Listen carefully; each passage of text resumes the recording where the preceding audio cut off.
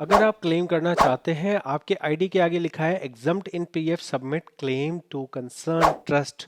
इसका क्या मतलब होगा आज की वीडियो में मैं बताऊंगा। मेरा नाम सागर है, मैं एक पीएफ कंसल्टेंट हूं। आप समझ लीजिए कि ये सिंपल सा इसका मतलब ये है कि जिस आईडी को आप देख रहे हैं अभी, ये आईडी एक ट्रस्ट की आईडी है। आप इसमें से पीएफ की वेबसाइट से एडवांस नहीं अप्लाई कर सकते। अगर आपको इस वाले आईडी से पैसा निकालना है तो आपको उस कंपनी में बात करनी होगी जिस कंपनी की ये आईडी है। आमतौर पे जो ट्रस्ट कंपनियां होती हैं उनको ये कहा जाता है, पीएफ ऑफिस कहता है कि जब भी आपके यहाँ कोई काम कर रहा है उसको आप फैसिलिटी दोगे कि वो आप अपना पीएफ चेक कर सके, और आप उसे फैसिलिटी दोगे कि आप वो आपसे पीएफ एडवांस वगैरह निकाल सके। तो अगर किसी एक पर्टिकुलर आईडी के आगे ये एरर आ रहा है तो आप उसमें उसी आईडी से बात कीजिए। अगर आपको ये आईडी पुरानी है तो आप क्या करोगे, आप इसमें से पैसा ट्रांसफ़र करके लेटेस्ट आईडी में लेके आ सकते हो, और जब लेटेस्ट आईडी में आएगा तब सारा पैसा आपके लेटेस्ट कंपनी में आ गया। फिर आप एडवांस निकाल सकते हैं अगर वो कंपनी नॉन ट्रस्ट होगी तो पर्टिकुलर इस कंपनी को आप सिलेक्ट नहीं कर पा रहे हैं, इसका ये रीज़न है।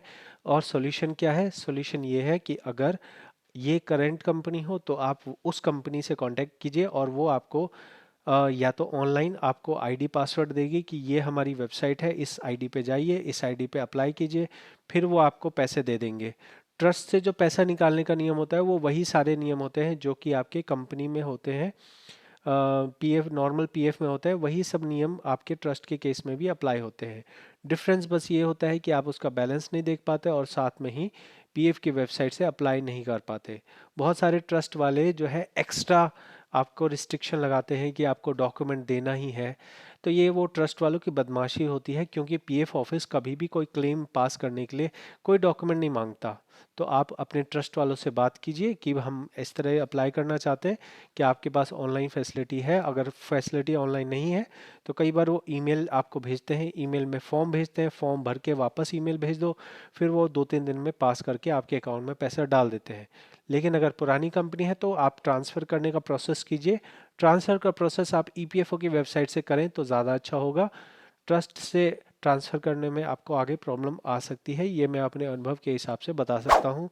ये इन्फॉर्मेशन आपको ज़्यादा चैनल्स पे नहीं मिलेगी, तो ये इन्फॉर्मेशन आपको कैसी लगी है ज़रूर कमेंट में बताएं।